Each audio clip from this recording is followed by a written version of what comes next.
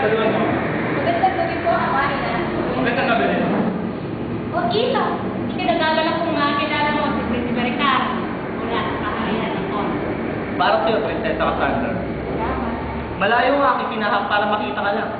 At hindi ako nagsisisi dito ngayon dahil sa magandang mukha. Napag-usapan na namin ng mga magulang si Prinsipe Ricardo ang inyong nabibintong kasalan. At mas makabubuting siya ang maging kabiyak mo, Cassandra. Maraming salamat po, Reyna. Isang karangalan po sa aming pamilya na makilahok sa kasiyahan ng aking kasal ni Prinsesa Sandali lang Cassandra. po, Ama. Bakit ngayon ko lamang po nalaman ang tungkol dito? Hindi na yung mahalaga. Ang mahalaga, ikaw ay naaayon sa aming kagustuhan at pamantayan. At nagmula na sa isang paralan ng pamilya, Cassandra.